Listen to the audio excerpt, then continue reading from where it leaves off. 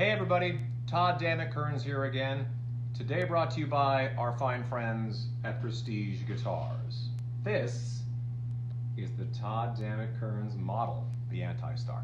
Today, very, very excited to have the High Priest of the bass guitar, the Jedi Master of the bass guitar. I've had a lot of bass players on this show, but this guy is the top of the heap. And we all know that. We all know that. You know him from David Lee Roth, from Talas, from Mr. Big, from the Winery Dogs, from Sons of Apollo. He's been in a million different things. Ladies and gentlemen, the quintessential lead bass guitarist, King Billy Sheehan.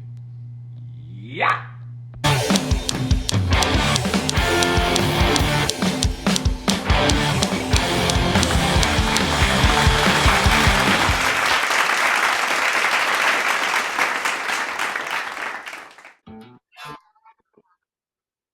Okay. Wow, they let you know.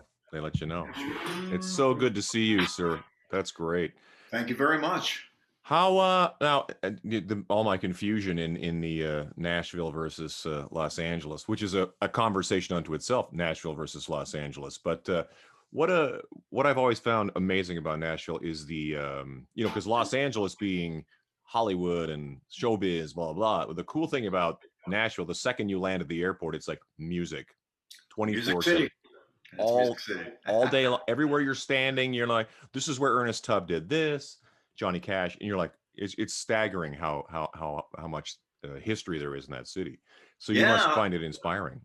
Well, I'm not a country guy, so I don't know a lot about the old school country. I like just because it's kind of culturally amazing. Johnny Cash and Ernest Tubbs and Conway Twitty and guys like that. I think it's pretty cool. When I first began listening to music, they played country along with rock a lot of times.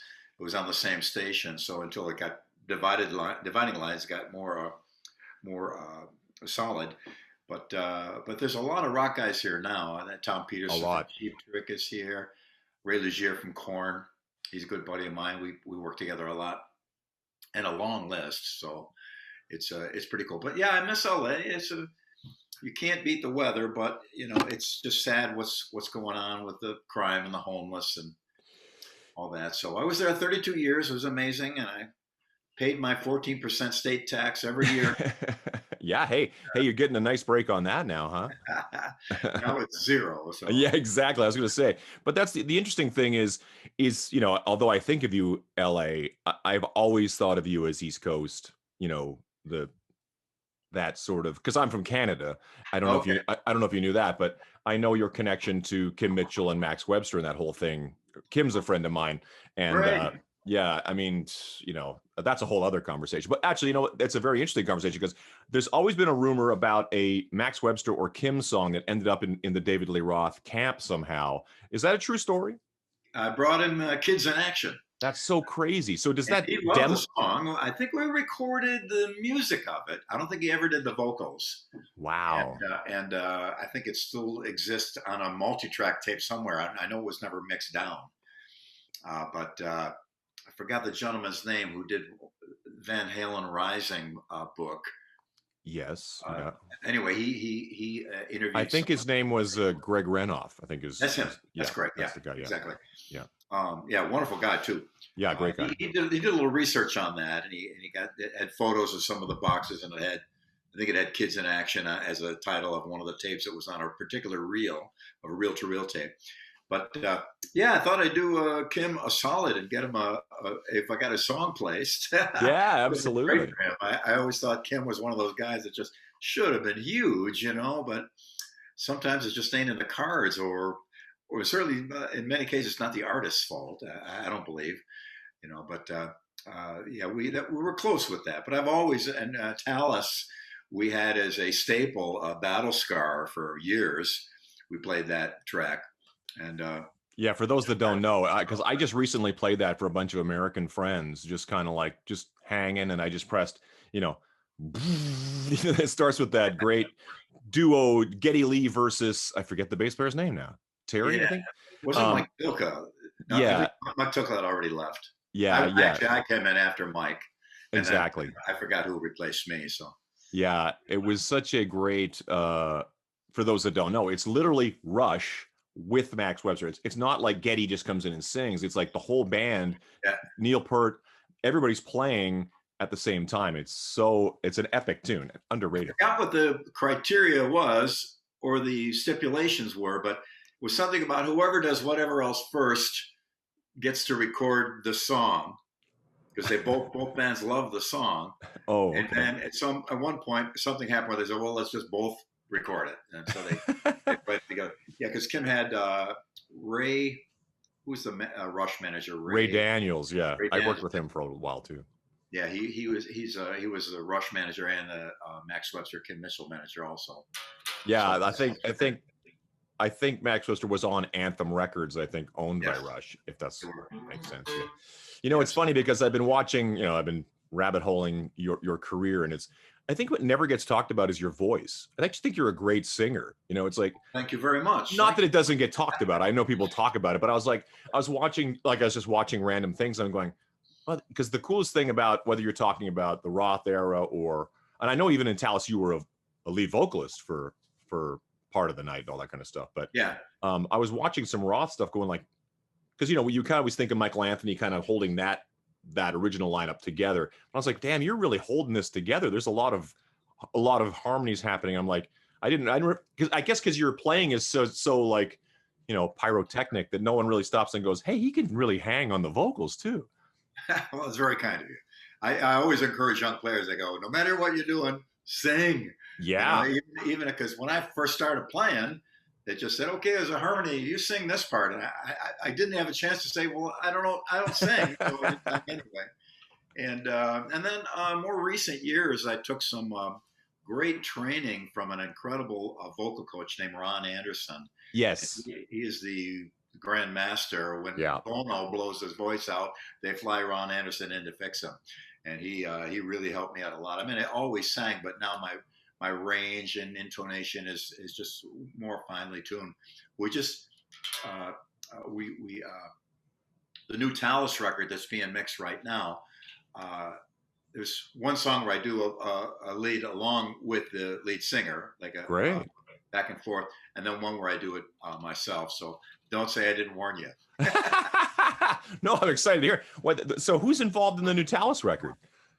Well, it's the three guys from the original version 2, which was Mark Miller on drums, who was a huge influence on a lot of players. Matter of fact, Mike Portnoy sent me a picture of the very first Dream Theater rehearsal of the bass player, Petrucci, and Portnoy. And Mike's wearing a Talas shirt. Nice. He'd come to Lemoore to see us play. And he was a huge Mark Miller fan. Mark is just a mind-blowing drummer. And Ray Lugier also tells a story about there's some shaky VHS video, and they used to try to watch Mark play on there. You know, he's quite an amazing drummer. Totally, yeah. He was actually the guy that David Lee Roth flew him out for the Eat 'Em and Smile gig.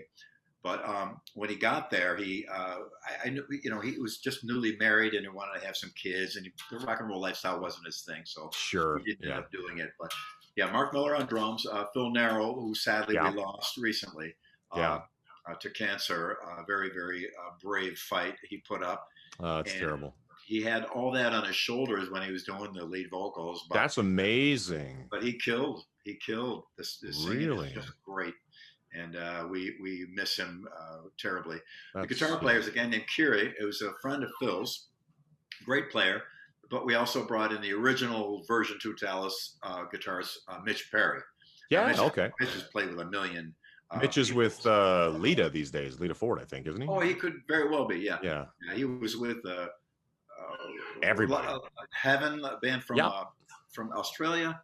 That's right. And, a million bands. He's a great, great player. And 2 of his songs we initially did when we launched that version of Talas on the Take and Crystal Clear. So we did both of them.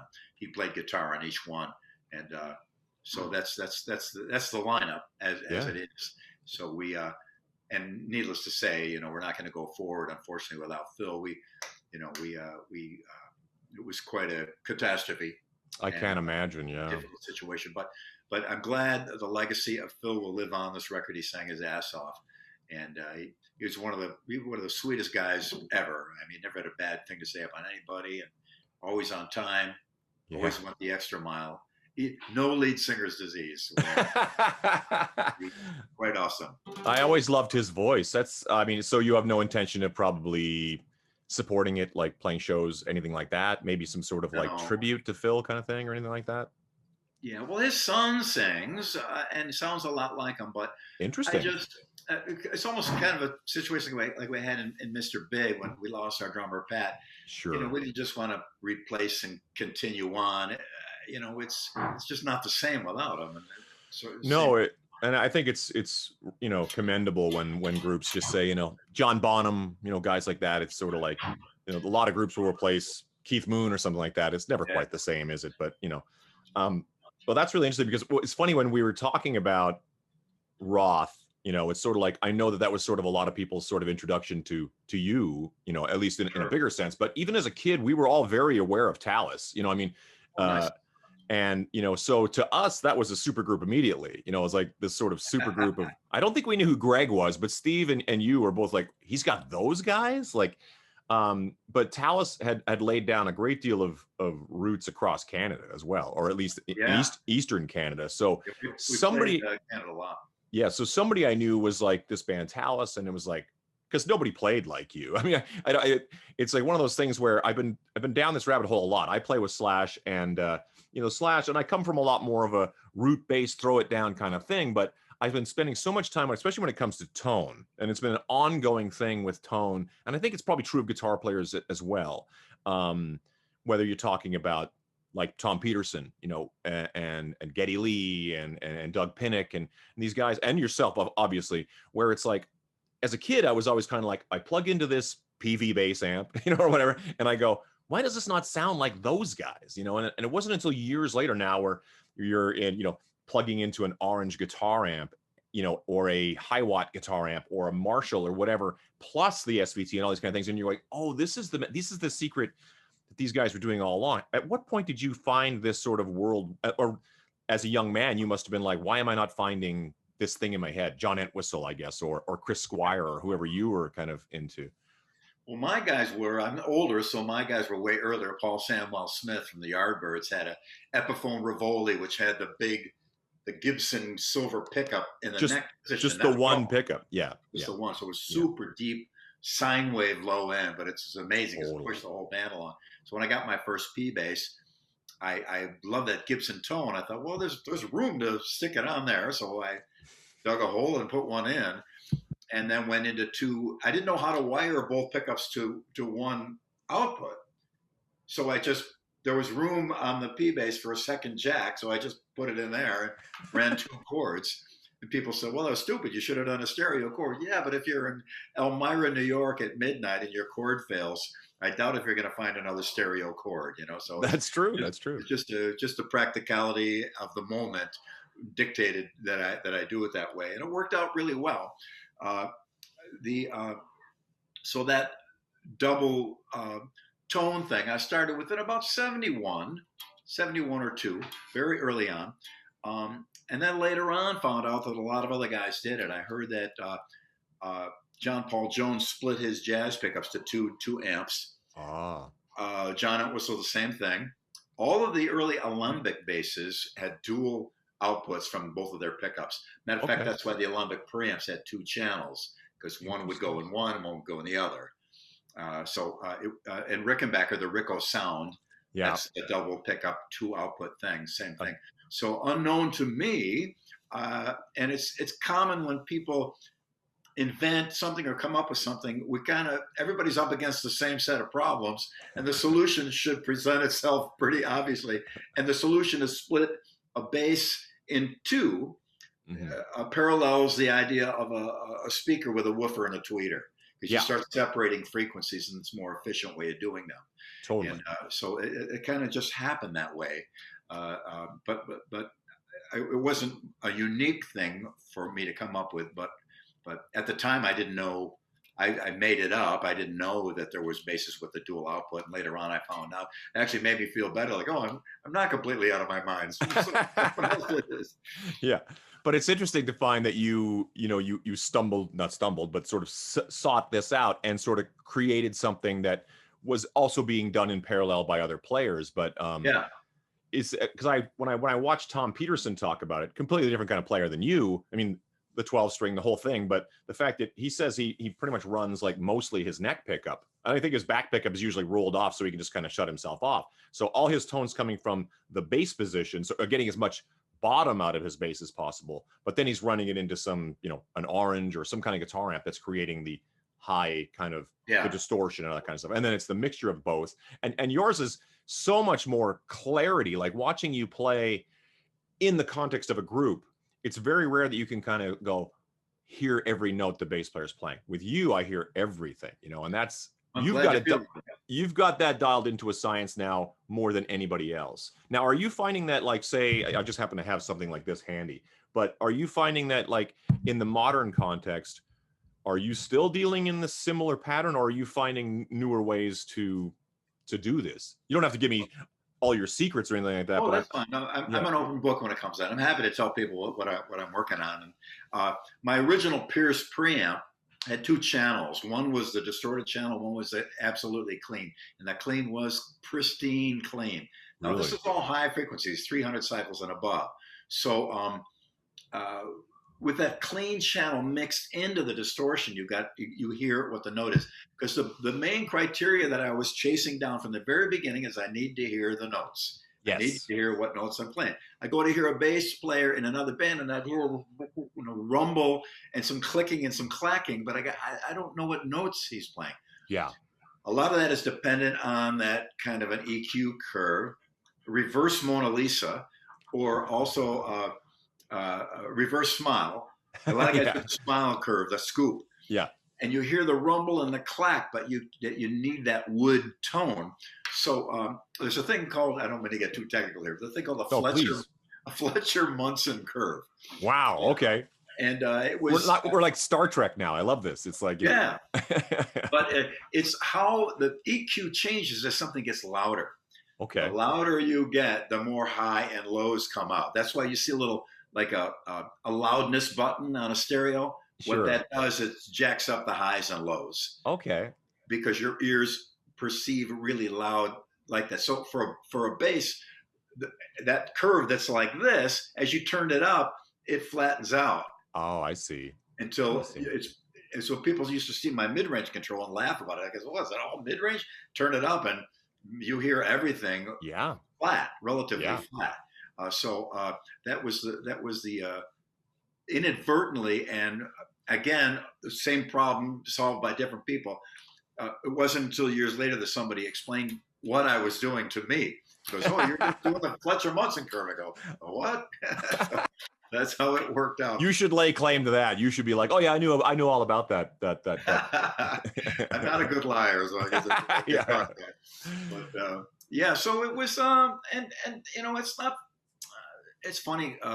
Musicians get going after each other about the tone or criticizing each other. It's not for everybody. It's not the. Of course not. A lot of times when I play, I'll just do a single P bass output. They're DiMarzios now, and through a regular little amp, and that's it. And I've done a zillion sessions like that, and it's perfectly fine. But loud and on stage and in a situation, the amp and those extra things and the split stereo high low thing really does come in handy.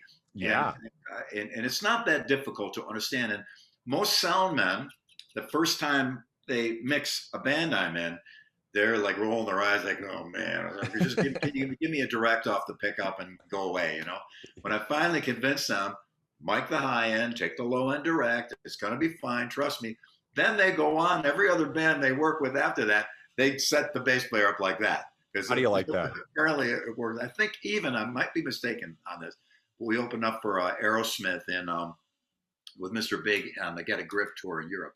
And I believe after we were done, Tom had a guitar amp and a Navel case mic'd for his high end off stage. So amazing. In a similar way, they could get that definition. I hope I'm correct about that. If not, I apologize to Tom. But that's what I had heard. I'm sure he must have at least entertained that idea. Tom's, been around. That's what's amazing to me is that, even that far back, have you so when you sort of found this world, Did it divert in any way by modern technology now with in-ears and all that kind of stuff? Are you still kind of more in a different version of the same idea?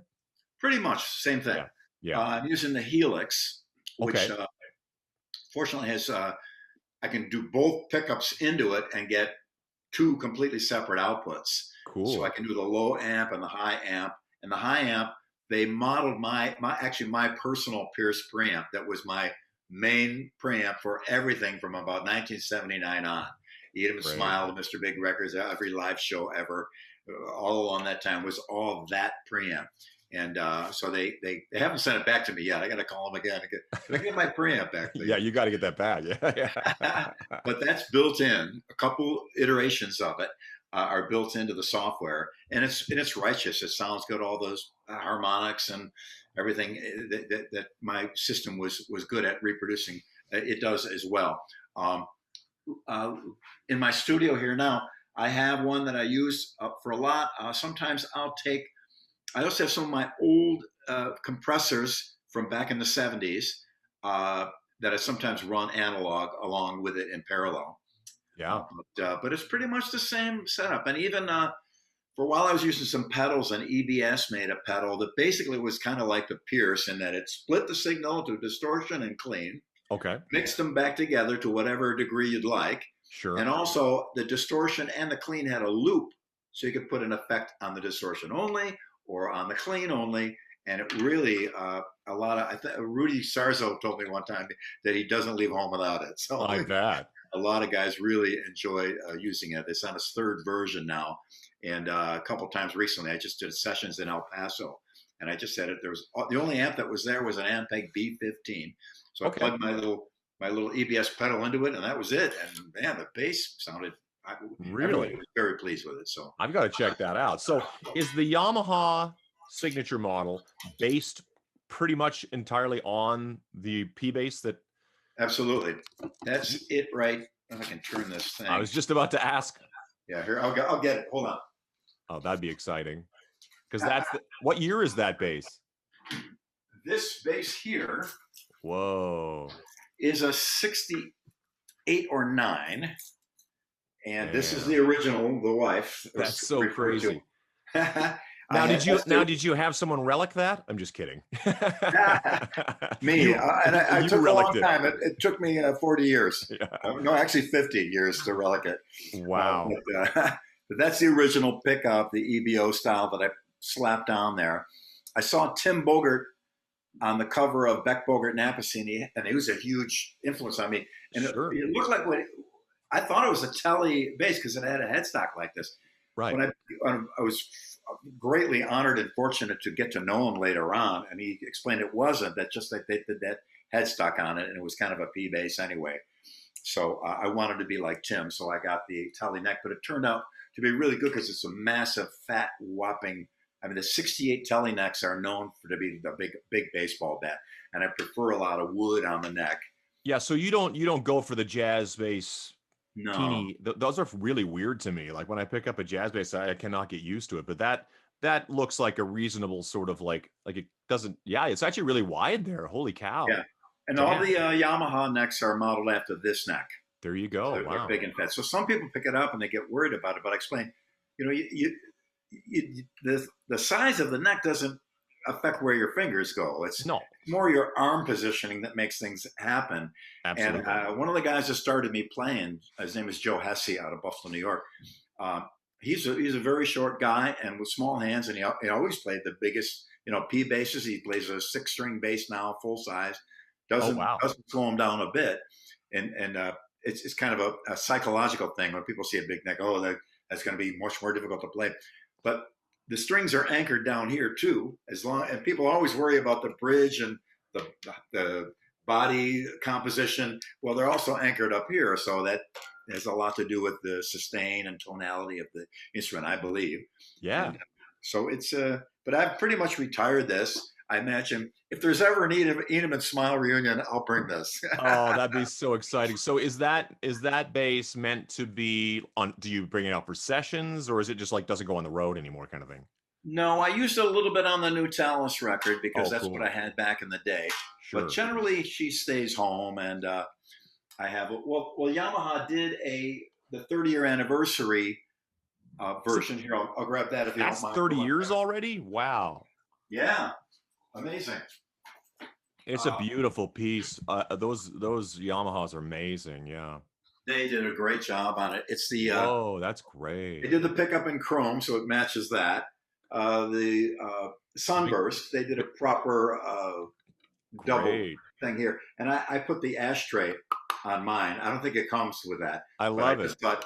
But I used to always have it on my P bass because I'd scrape my arm across there and lose blood every night.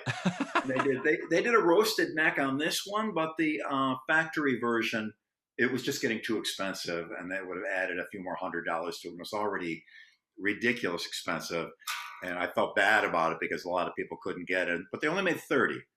This is the prototype, Wow. and that's all I got. It's just That's this amazing. So it's really funny to me though, the idea, there's a part in Geddy Lee's book where he talks about, everybody's got to ruin at least one guitar in their life. Just, oh, why don't you try this, putting things in, putting things out. I did that to one of my first bass was an EB3, and Oh, great.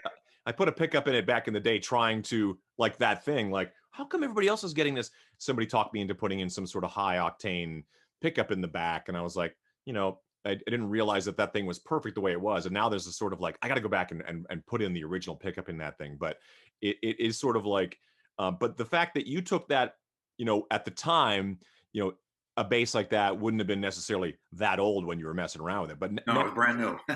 now for somebody to be putting stuff into an old P bass, we'd be like, what are you doing? Oh, I'd never advise that. Don't cut up. Get it cheap. Go to guitarfetish.com and get one of those $50 bodies. Yeah, just stick with that. Stick the neck in the body and then just kind of figure out what you're gonna do. But the fact that the thing that's the most interesting though is that you did that and then still kind of came upon what you were looking for, and stuck to for the past, like you say, 40 years or whatever, almost. Yeah. I got lucky in some respects, but it was just basically, again, common sense. I love the Gibson tone. I love the Fender tone. Yeah. I love the way the Fenders played more than the Gibson. Gibsons were small to me. Yeah. And so I got an idea, put the Gibson tone inside the Fender. And now Neil Berghoff, he's a famous bass player. I think he did the Barney Miller theme. Okay. Wow. Bass. That's a cool Very tone. famous session player in LA. And there was a little guitar shop around the corner from my house in Sherman Oaks in LA. And they had Neil's bass. Wow. And it was exactly, he did the EBO pickup and the P bass pickup on his old Fender. I should have bought it. I think he was selling it. I'm not sure what I wanted for it. Probably a fortune, but it the was Barney Miller bass. Everybody would want that bass, yeah. And then Mel Shacker from Grand Funk had a big EBO right on his jazz bass. I saw a picture. There you go. Plus and I didn't know this, but the bass player from Redbone. Okay. He did the same thing. He had a big Gibson there. So really? Again, a lot of people have come to the same solution of the same problems. You want a wider ranging instrument. You did the same in reverse. You probably want more top end, so you put that on there, and it makes sense. It's a balanced way of doing it. And then again, I got an old 68 Tele bass with that single coil, little tiny single pickup in there. That sounds amazing. I bet it can come from anywhere, I guess. Yeah, I mean, again, like the fascinating thing to me is your ability to, I mean, you've played with toe to toe with some major guitar players, obviously, but watching even just watching, I found an Edeman Smile video, which is pretty rare to find actual footage. It's like the holy grail of live shows because I'm watching it. It's like so over the top that it goes all the way around and goes over the top again. It's like, like the action on stage. And I'm like, this is the greatest band. At the time, we were just like, this couldn't possibly be really happening because in the course of the show, the amount of like soloing and type stuff in course of like what would be ultimately, almost the level of prog rock when it comes to that level of ability that's happening, but being sold to a middle American, rock audience is just like watching you guys like, so how choreographed was sort of the solo you and Steve were doing? There's a lot of like, you guys messing with each other the whole time. Like, I don't know how you guys could play because there's a lot of like pulling of the hair and he's looking at you like, what? And then you've got the bass on the drum riser on the floor doing that kind of piano type thing going on. I'm going, I'm like, it sounds so crazy, but then like, and all of a sudden the two of you will lock into a moment where I'm like, it's just like a whole other level. It becomes, it's like watching martial artists or something, like, you know, that ability to just kind of lock into a thing together.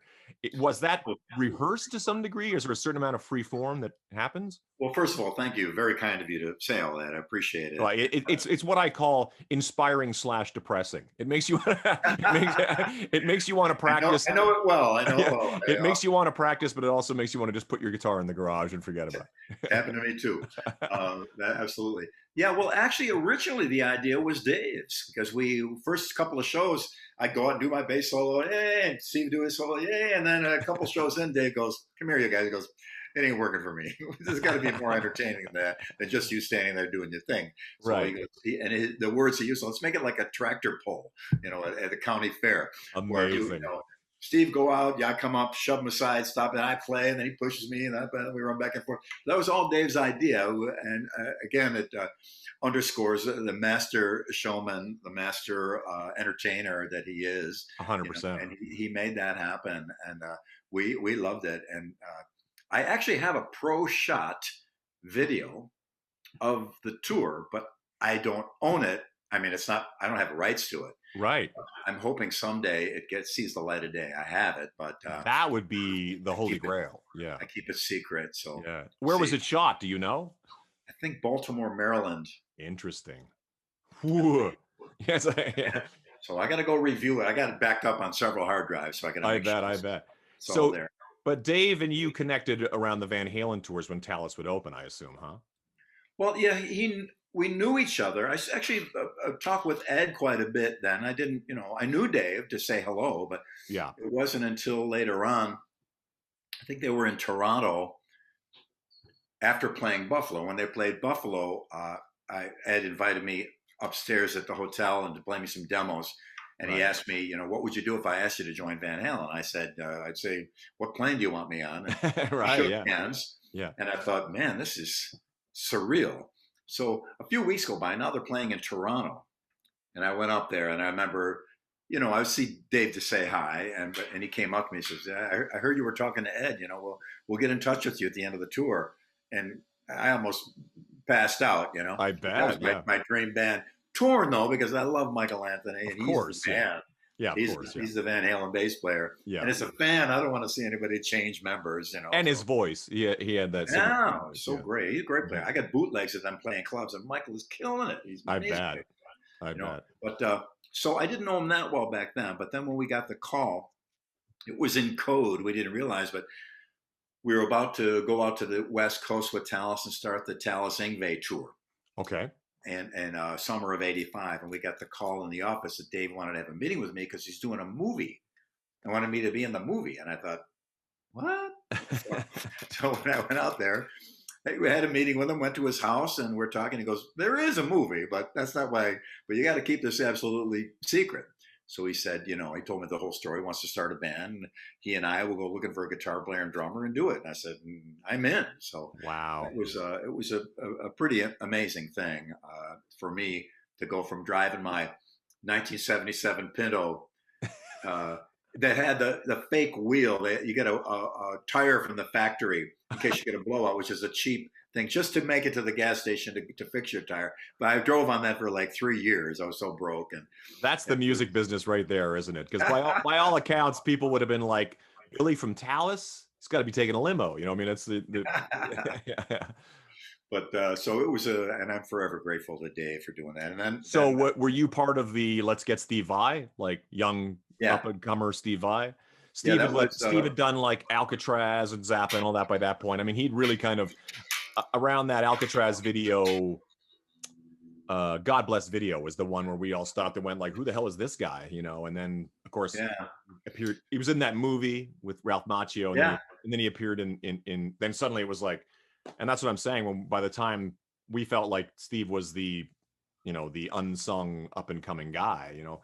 Yeah. So when he was suddenly in with you guys, it was like, okay, well, this is ridiculous. It's the most stacked team I've ever seen. You know? Again, very kind of you. Actually, Steve Stevens was the original really? idea of Dave. Steve Stevens. That would have been very interesting.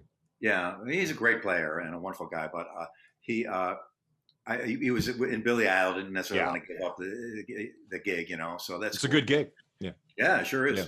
Yeah. I love his playing in that with Mhm. that too.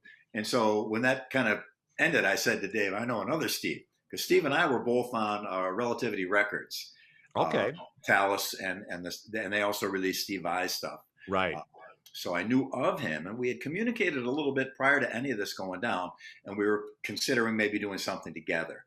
So when I saw him out one night in LA when I was there, and people wondered, "What? How come you're here? Why aren't you back home in Buffalo?" And because we're sworn to complete secrecy, I said, "Oh, no reason. I just hanging out." Going to the beach. Yeah.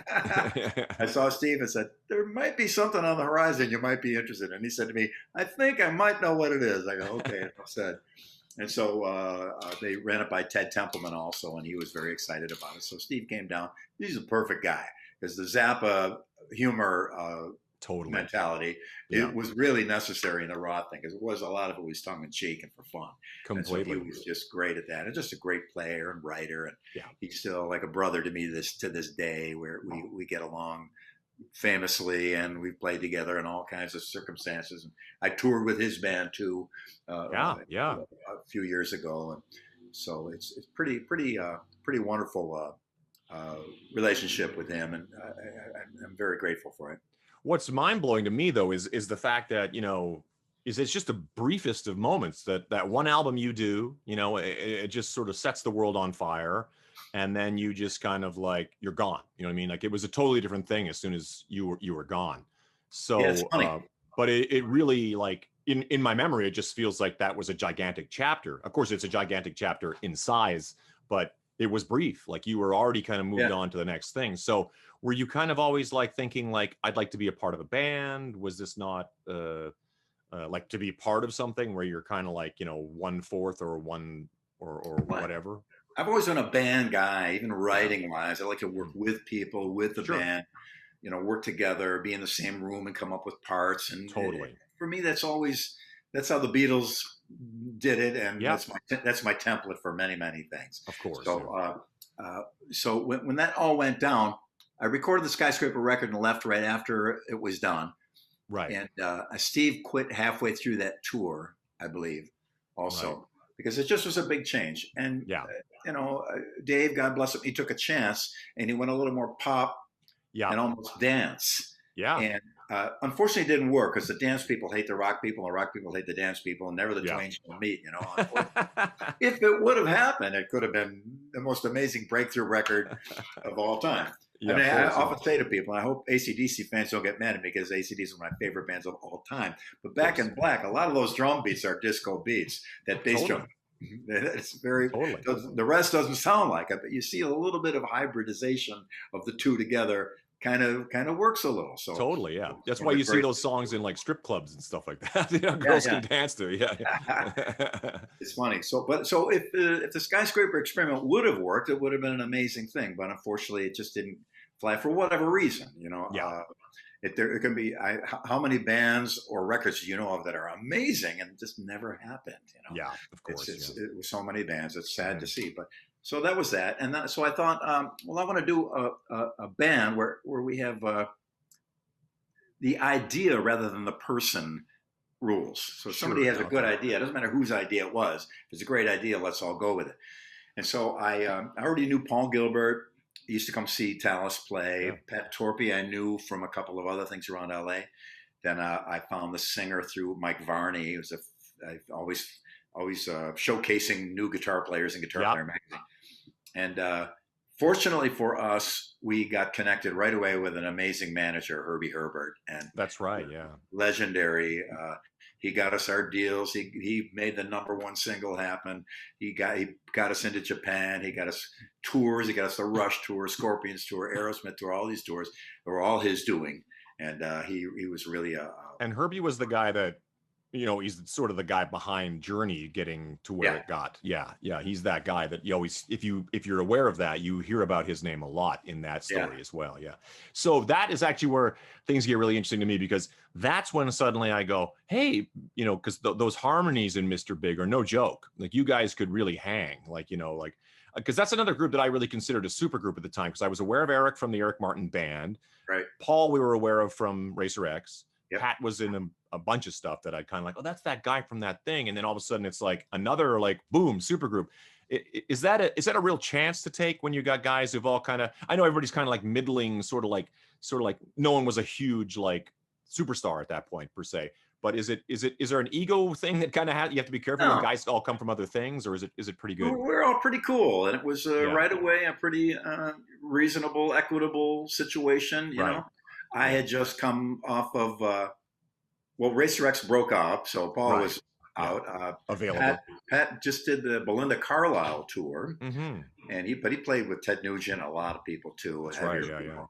And Eric had 3 record deals, and nothing happened for him. So when I came off from David Lee Roth, I was in a good position to say to them, I think if we get together, we'll get enough attention from people that we can maybe do something. But it was a pretty cool, pretty even tempered, nice situation. All bands fight, but we didn't fight that much, I didn't mean that. I just kind of thought like, it was, often, supergroups are different. Supergroups where it's like, say Sons of Apollo at this point, that are like a lot of successful guys getting together. But it was interesting, and you guys were, still sort of a younger type band too, Mr. Big. So, but the fact that it was a great time to put a group like that together and to kind of like be song oriented and still finding an ability to kind of do what you guys do. You and Paul are able to kind of show off, show your abilities within the context of it never seemed, what's the word, quite as over the top as the Dave band, where it was kind of like, whoa, but you still got the technicality of the group was sort of like, not necessarily, but it seemed kind of almost secondary to the songs. Like, the songs are really great, well-written songs, Well, thanks. And that was the idea too. It's about singing and vocals.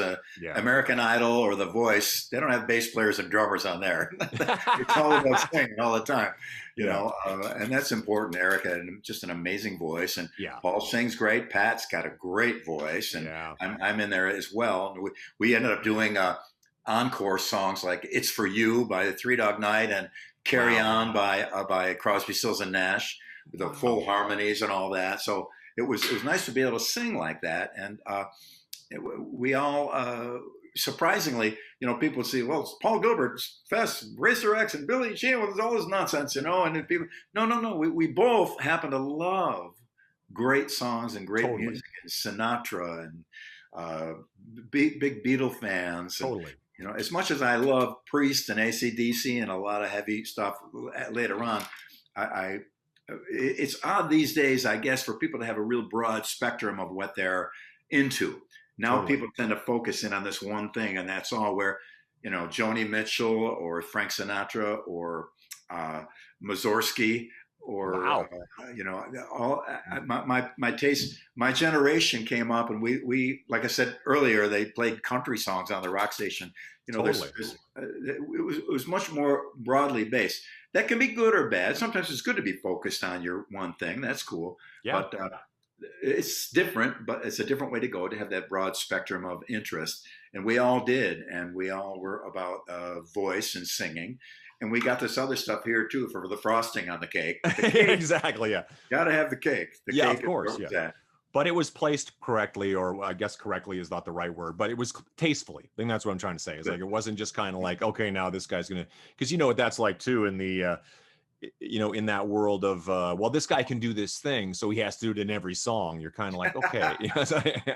It's like, no, you guys actually, like, I was actually, especially going back now and listening and going like, in a lot of ways, you wouldn't really, if I didn't know you guys at all, I would have thought I wouldn't really be falling all over. Like, did you see, Billy, like 2 years before that, is like on the stage, and then running around. I mean, obviously we were aware of that, and your tone is so identifiable that way.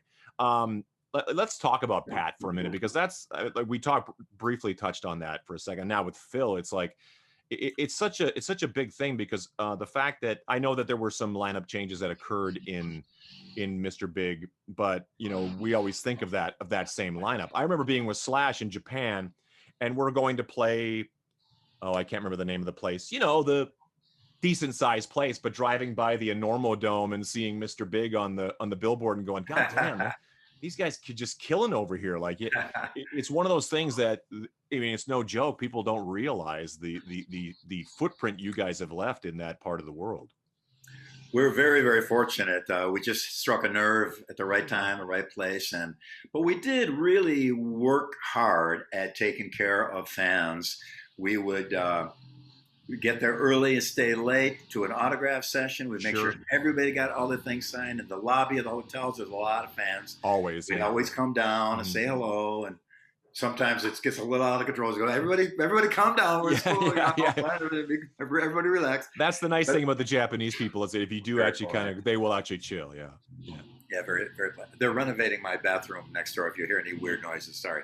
That's all right. Yeah, we're doing our kitchen too, so this is grown up talk. That's a whole other. We should have a thing about renovations. We'd probably stumble onto like a huge like rock and roll renovation show. Rock and roll renovation, right? But Japan is quite a phenomenon for Mr. Big. And we still are supremely grateful for it. We did, sold out Budokan 2 or 3 in a row and all that. But it gets a lot of attention. But in South America, it was out of control. Oh, of course, yeah. And I think in Italy, at one point, there were 4 Mr. Big cover bands. Amazing. And so the thing being that the international market was really great for Mr. Big. And right after we hit, Nirvana came in, kind of wiped out bands of our graduating class. Yeah, I know. But I remember in Japan, I forget which one of the early big Pearl Jam records. The figure was Mr. Big outsold at 40-1 was the actual statistic. So, because they didn't quite get the grunge thing. No. Why is everybody wearing ripped up clothes and depressed? What are they so mad about? Yeah, I know. It was they really like song oriented. I mean, it's hard to generalize, but they definitely seem to kind of get that thing, and it's always sort of survived over there in its own way. So I have to give them credit, because not only were they incredibly kind to Mr. Big, but some old blues master who couldn't play anywhere in the U.S. for more than 10 or 20 people goes to Japan, does a week at the Blue Note, and makes their yearly salary. Totally. So they've really kept a lot of great music alive and great musicians alive. Yeah. And so also reissuing records that would have gone forgotten. Completely. Yeah, that's kind of you kind of don't realize it until you're actually there. You don't get it till you're actually there, and you realize there's a whole different scene there, and they're really passionate about it. God bless them. They really are.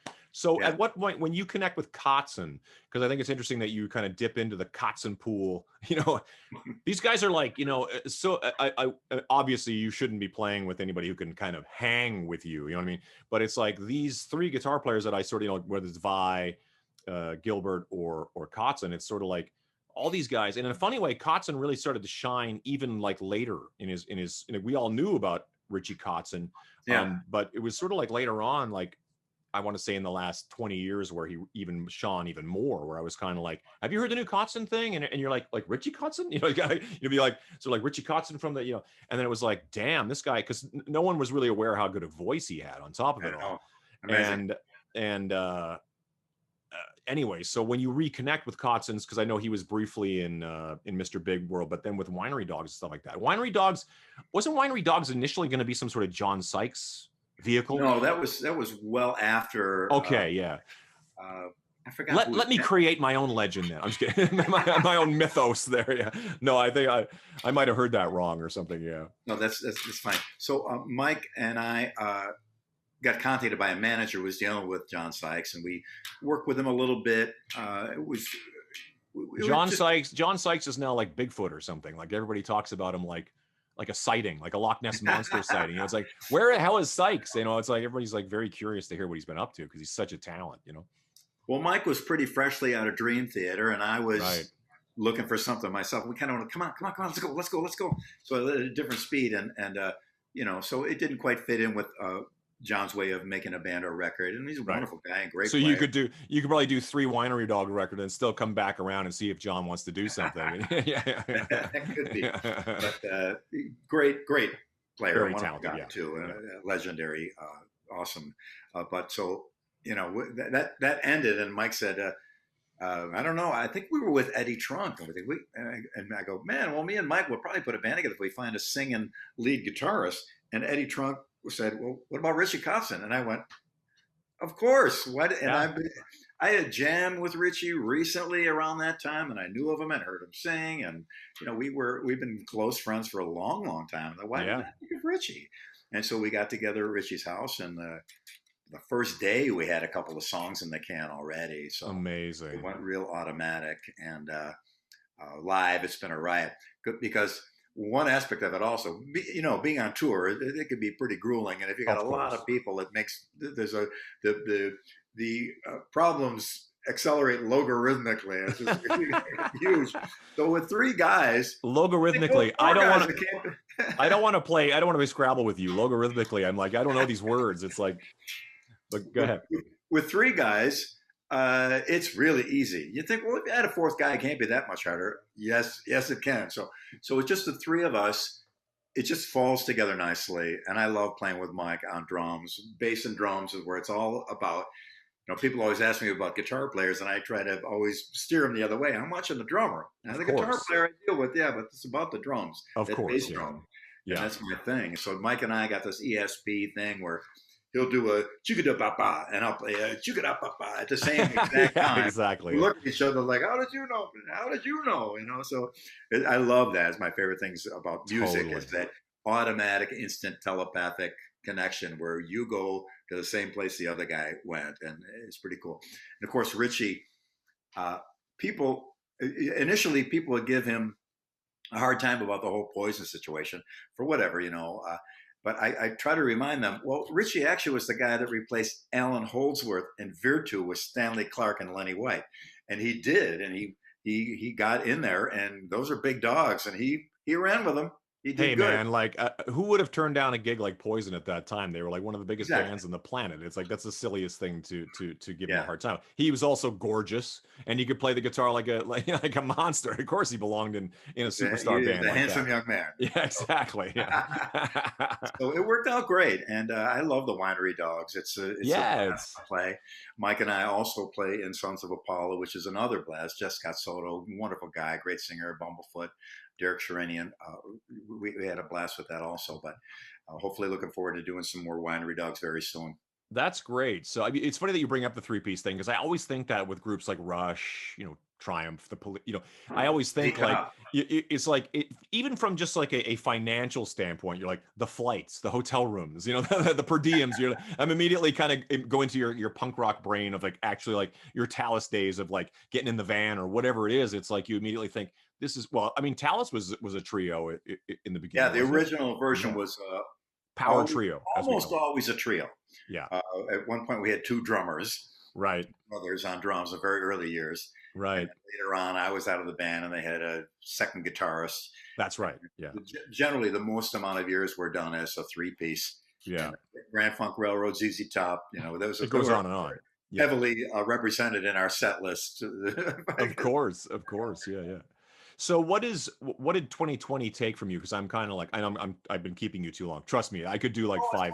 I could do 5 of these with you. Just talking about you very much. Well, it's one of those things where it's like, I'm not usually a tech kind of guy, but I recently, when I say not usually, I'm not usually talking to my friends like this, talking about like, okay, because it's like, because you're one of those guys where I'm constantly sort of like, you and a handful of other guys where I'm kind of, what is he doing that's making it, and so whenever I go in the studio, I'm like, on this record or that record, what is that guy doing? And then to actually get into that with you is very interesting. So, sometimes you'll be talking to an actor, and we're not going to talk about guitar techno stuff. So, but with you, it's like, I could do that all day long. But what was I going to say? So yeah, what was on your calendar that was completely wiped out by 2020?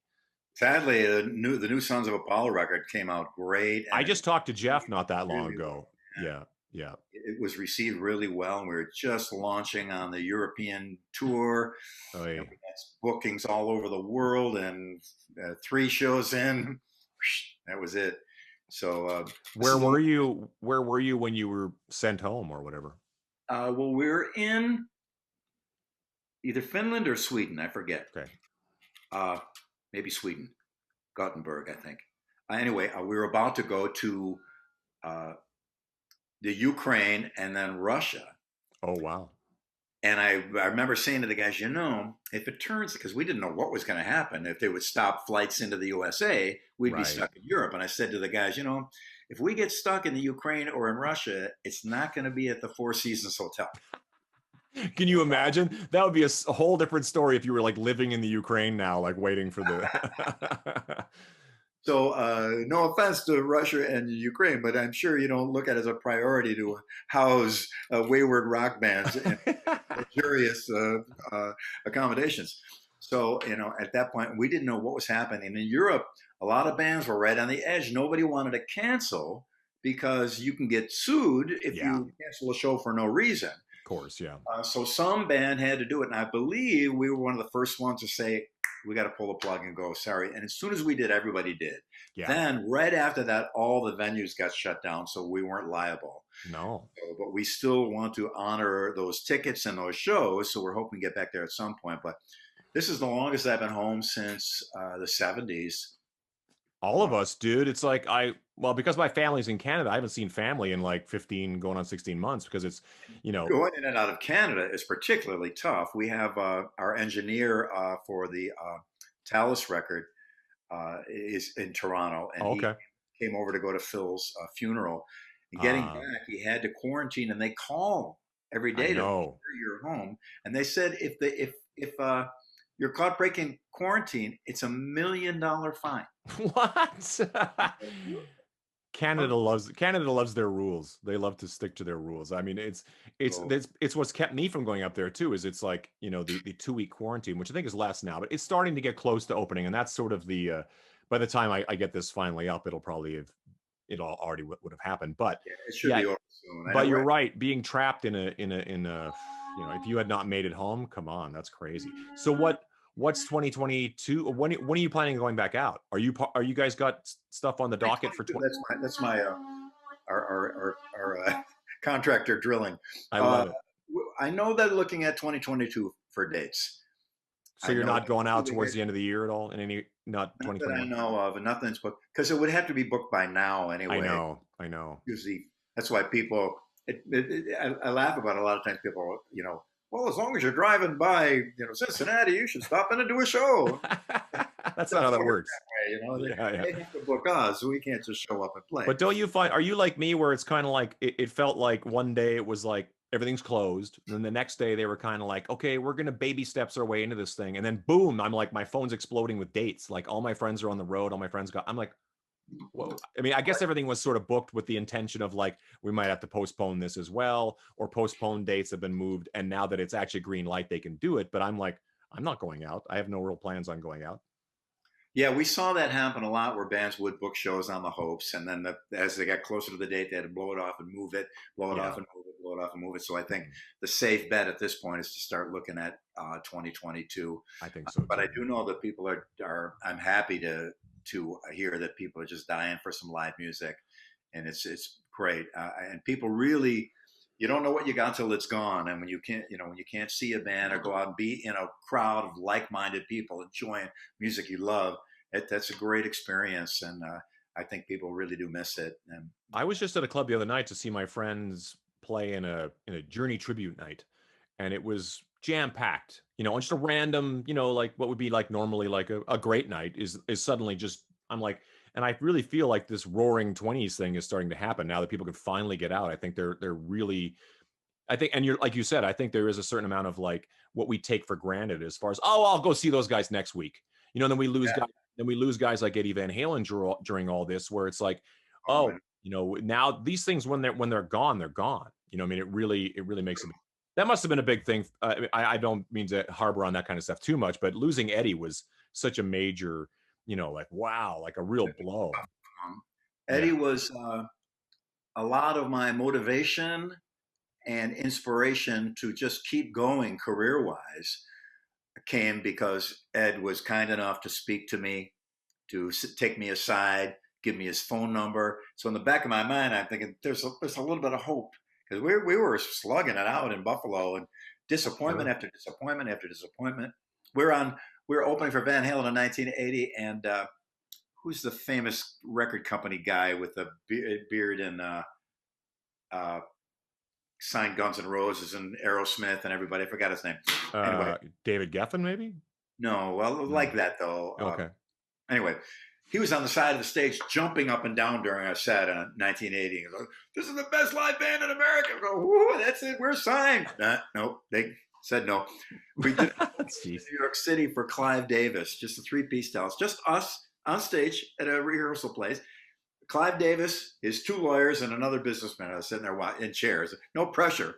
So we did our set. They left. We found out they love the band. They love the band. They want to sign the band. All right.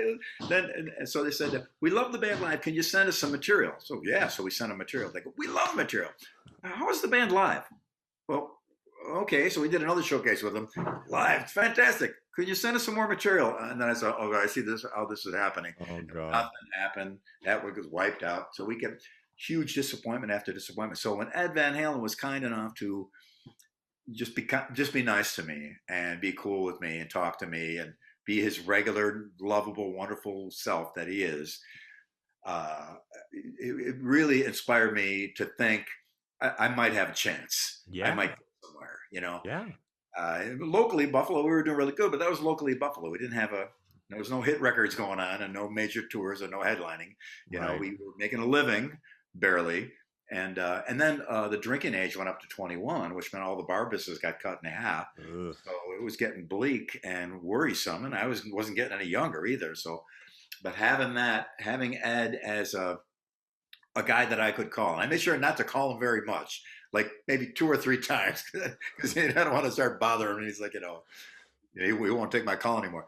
But a couple of times when I did call him and spoke with him, he was just encouraging and wonderful and great. And I owe him a great, great debt, because he really kept the fire lit under me when, it never went out, but it certainly needed a few more logs tossed on it, but he was a huge help for that. And I just got the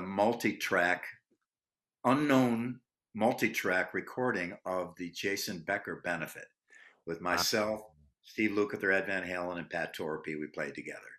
And I didn't even know there was multi-track. And a friend of mine goes, "Yeah, I got a box of 8-ad tapes. They're the multi-tracks from the Jason Becker benefit." I go, "What?" So I just had them transferred over digital and backed them up on 5 drives. Yeah. And we're gonna look into them and see. I'll contact the family and see what they want to do with it, of course, first, and see what happens with that. But it was amazing. I got to sing "Ain't Talking About Love" with Ed on guitar.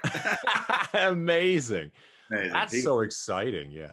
It's actually really inspiring to hear you talk like that, because, I just can't imagine, when you look up to a guy like you, and you have those moments where it's like anything, like if things aren't really jiving and things aren't really working, it's kind of like, well, but like you say, a guy like, when the greatest guitar player in the world respects you, what you do, that's got to be like enough to make you go, you know what, maybe this is worth continue to chase this down. Exactly right. And I didn't even really realize that until we lost him. I knew he was always important to me, but when we lost him, man, it was just a heart punch. That was tough. And I was just blown away. I save all my voicemail messages, and I got a bunch from Ed. I went up to the house and jammed with him and Alex one time in between, just before they got Dave back in the band and Sammy was gone. And we were talking about doing something, and Ed calls me at 3 a.m, after a couple of Billy, I said, I'll never play them for anyone because it violates his privacy. But that night I got home when he passed away and went through my messages of him, and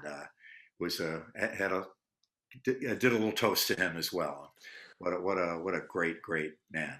Incredible. It really added to the weight of this entire thing we've all, collectively been through, because to me it was sort of like, it just sort of really added to the idea, like you had said so poignantly, was the idea that what we've taken for granted. Like there's shows, it's like, and I've done it. I've actually missed out on Prince because I've been like, I'm too busy. I'll go see him next time he comes through town. And then Prince never comes through town again, or the list goes on, and it's like our heroes aren't getting any younger. You know what I mean? Like, when Ringo Starr is 80 years old and has dates, you're like, what?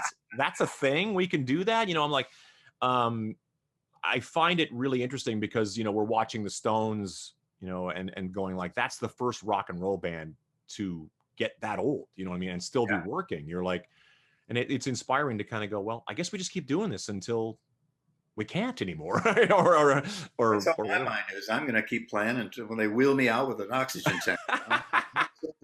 I'll be there. I'd love to see that. So when you go out in 22, is that going to be Sons of Apollo, or what are your plans? There are Sons of Apollo dates in January, but again, they're tentative. So maybe that will happen first, or maybe the Winery Dogs. Like I said, no plans with Mr. Big. Oh, I'd love to go out with Eric and Paul in some capacity, but going out with a new drummer kind of a thing, I'm not sure about that. We'll see. Right. Yeah, that's a different conversation. Say no, but there's a lot of things to consider on a situation like that. And that's probably Winery Dogs or Sons of Apollo. Is there new music coming in 2022 that we can hint at, So far with Sons of Apollo, no. Okay, because you guys still living off the last album. Like you have to perform those songs live. People want to see that. Yeah, so we'll hopefully we'll do that. Thanks. And Winery Dogs will probably be taking a few steps here pretty soon about exciting. What we're gonna write or do. How does that work? Where is everybody? Where's Mike and Richie these days? What are their home addresses? I'm just kidding. Okay. 1313 Mockingbird. Are they in LA? Are they LA guys? No, Mike is outside of Philadelphia. Oh, that's right. Yeah, he's East Coast. I forgot about that. And Richie is got a beautiful home in Malibu now. Okay. When they had the fires, he showed me the fire line stopped literally 10 feet from his house. It stopped. Dude, he's got to get out of there. Howard Leese, a friend of mine, from Heart, he lost his house. He lost Ferraris and guitars and like, it was mental, dude. And he's rebuilding on that same land. I'm like, oh my God, that sounds terrifying. What are you going to do? I know but it's gorgeous. The weather is perfect. Of course. It's a great community. The Malibu area, they're very nice. Yeah, it's awesome. I think it'll be okay. Just plant a lot of cacti. They don't burn. So put good point. In your house. Nature's barbed wire too. Well done. Well, I really appreciate you making the time. Honestly, it's a real thrill for me. So, absolutely. Pleasure, Todd. I'm going to go out and pick up a bass and inspired / depressed about it. Well, trust me, it happens to me too. But I still, that's one good thing about the whole pandemic. I've been home for a long time, but I've been practicing my ass off and working on a lot of new things and fine tuning stuff. And and doing tracks for people around the world. Me and Ray Lugier have a little production company with our friend Scott. And we've done probably close to 400 tracks. Amazing. How great is Ray? He's like a monster. Yeah, he's a dear guy and too. A wonderful guy. Yeah, he's just like one of the best guys. Actually, I got to call him because he's one of those guys. I've known him a million years, but I have never really kind of dragged him on to talk about this because, watching his career evolve. I mean, you guys as a rhythm section, forget about it. It'd be nuts. We have a riot together. I'm lucky. I play with some great drummers: Ray, Mike Portnoy, Dennis Chambers, Pat Torpey. Mark Miller from Talas. So that's I'm very, very grateful. I'll tell you. Best of the best for sure. Well, I really appreciate it. And I'm very excited to see whatever you're doing next. I'll be paying attention. So best of luck in 2022. And I'm glad to see you survive this madness to this point. And like I said, next time I'm in Nashville, let me know. Yeah, I'll let you know for sure. Cause whenever we're there, I don't have any plans. Like I said, I'm bouncing around, but I generally studio stuff too. Like I did that thing where it's like, well, if we're not doing the stage thing, then I will be session guy and do whatever. So I'm booked for a long time, but I'm like, I'm itching to get back on stage. I'm sure you're itching. Like you said, you've been, I can't wait to perform live. I always say I live to play live and I play live to live. There's a t-shirt. There's a t-shirt right there. I really appreciate it, brother. Please take care and hopefully we'll cross paths in the future, man. Yeah, let me know. Send me a link and I'll post our thing here so everyone can enjoy it. I will do for sure. Okay, man. Okay, man. Big love. Good luck with the bathroom renovation. Thank you. Okay, take care. Bye-bye. Thank you.